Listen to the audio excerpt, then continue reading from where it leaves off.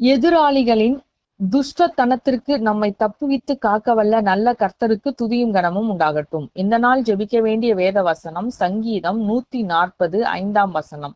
அகங்காரிகள் எனக்கு கண்ணியையும் கயிறுகளையும் மறைவாய் வைக்கிறார்கள். வழி ஓரத்தில் வலையை விரித்து எனக்கு சுருக்குகளை விரிக்கிறார்கள். துதிப்பதற்கு சங்கீதம் 1:6. கர்த்தர் நீதிமான்களின் வழியை அறிந்திருக்கிறார், துன்மார்க்கரின் வழியோ அழியும். கர்த்தருக்கு பயந்து நீதியாய் நடக்கிற ஒருவரும் எதை குறித்தும் கவலைப்பட வேண்டியதில்லை. நமக்கு விரோதமாய் யார் ஒருவரும் கண்ணியோ வலையோ விரித்தாலோ அதிலே நம்முடைய கால்கள் சிக்கிக் கொள்ளாதபடிக்கு நம்மை காத்து தப்புவித்து வழிநடத்த தேவன் நமக்கு உண்மை உள்ளவரும் வல்லமை உள்ளவருமாய் இருக்கிறார். இந்த நாளிலே நமக்கு விரோதமாய் துன்மார்க்கரால் செய்யப்படும் காரியங்களுக்காக நாம் ஜெபிக்கலாம். பிசாசின் கிரியைகளும் நம்மை மேற்கொள்ளாமல் கர்த்தர் நம்மை காத்து வழிநடத்த வேண்டும் என்றும் ஜெபிக்கலாம்.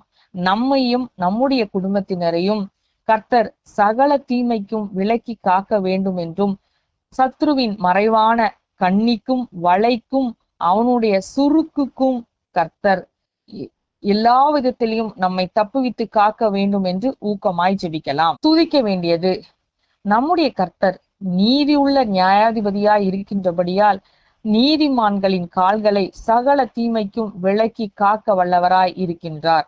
ஆகவே அந்த நல்ல கர்த்தரை மனதார துதித்து உயர்த்தலாம்.